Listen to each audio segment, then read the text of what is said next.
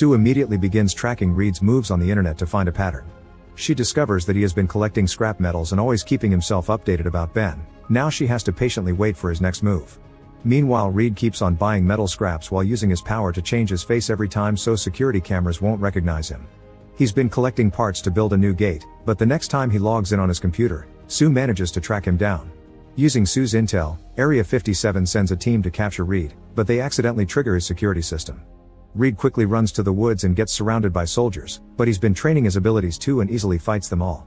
When the soldiers fail to catch them, they release Ben to finish the job. Reed tries to explain he still cares and has been looking for a cure, but Ben is hurt and shuts him up with a headbutt.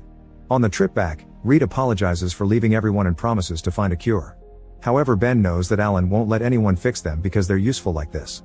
When they arrive in Area 57, Sue talks to Reed and convinces him to help them fix the gate, telling him that this is the chance for his work to make a difference. He finally agrees to help and immediately begins working on Quantum Gate 2 with more effort than last time.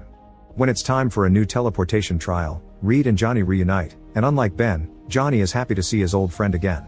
Next, the machine safely sends a new crew to Planet Zero, which has changed a lot during the past year. Suddenly they're shocked to see a human shape approaching. It turns out to be Victor, who somehow has managed to survive all this time here.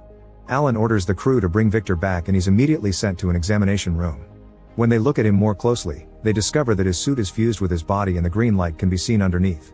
Alan promises Victor that he'll cure him in exchange for him telling them everything he knows about Planet Zero. Victor explains that it was the place itself that kept him alive and gave him immense power. Then he snaps and uses his newfound telepathy to kill everyone in the room.